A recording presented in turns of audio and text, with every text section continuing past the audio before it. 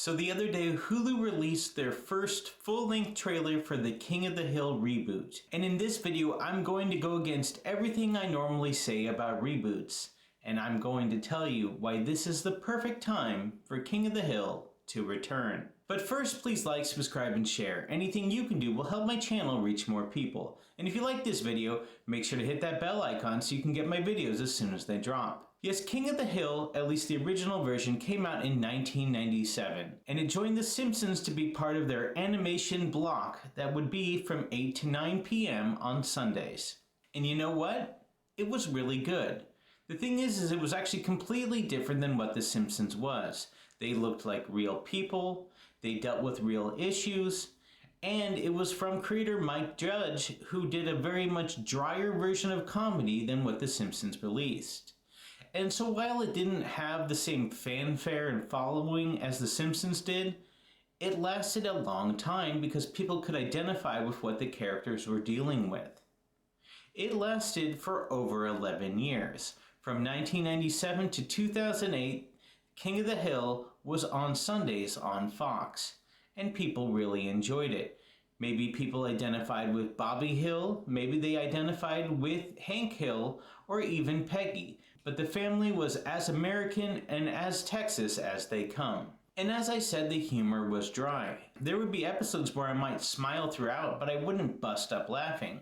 Of course, there were many episodes that were absolutely hilarious. I know everyone loves to reference the Don't Steal My Purse episode, for example. But the thing is that at the time, I really didn't appreciate King of the Hill.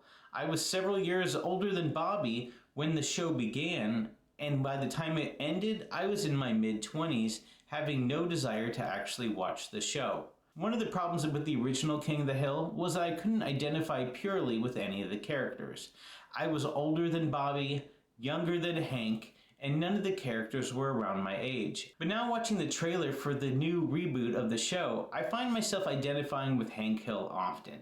Maybe it's because I've become an old curmudgeon myself, but one of the things that I find, especially as I get older, as I get farther away from my 20s, closer to my 40s, is when the world is constantly changing, sometimes you feel like you don't keep up with it. And that was an issue that Hank had in the original show, but myself, I was in my 20s. But now as I get older, I do find myself identifying with him more. With the world changing so fast and my desire not to change with it, I guess I have become a curmudgeon.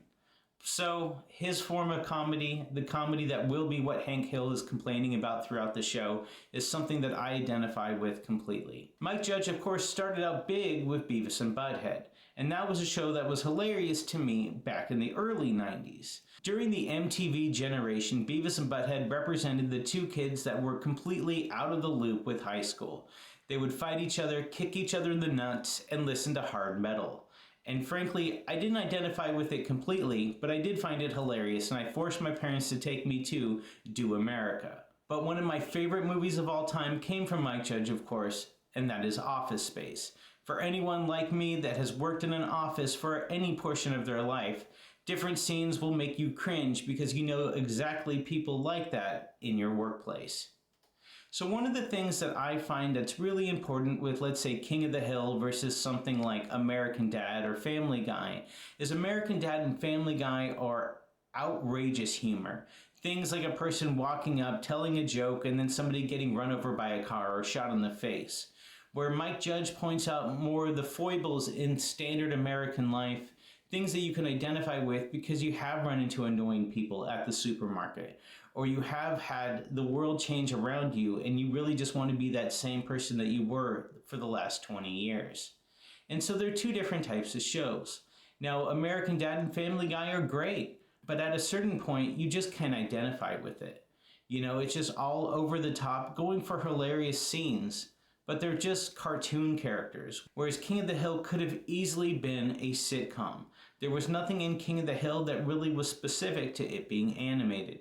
You could have paid 4 dudes to hang out in that alley and drink beer and make the exact same episodes. So that's one of the things that brings it down as a cartoon, because a lot of kids are not going to want to watch this. I know I didn't want to watch it too much when I was 14. But it's also one of the things that brings in more people because there's situations that you can identify with. Whether it was when you were younger watching Office Space or Beavis and Butthead or the original King of the Hill, eventually you've lived some of those scenes that they are bringing out. Some of those issues that they had to deal with, whether you're not keeping up with what modern America is, or you're not enjoying what it's like to work in an office, or you're just a loser sitting on a couch kicking your friend in the nuts listening to hard rock. I really hope you're not identifying with Beavis and Butthead too much these days, but hey, if you are, thank you for watching this video for some reason as well, and enjoy kicking your friend in the nuts after you turn this off. But nonetheless, having seen the newest trailer for the King of the Hill reboot, I got really excited because I could identify once again with Hank Hill. And I hope many other people can identify with Peggy or Bobby or any of his friends, because I really think I'm going to enjoy this cartoon that's grounded, that's pointing out the different issues of American life, but not so in your face as American Dad or Family Guy. Something that really was just a group of people dealing with situations in a funny way that live in Texas, and maybe, just maybe, happen to be animated.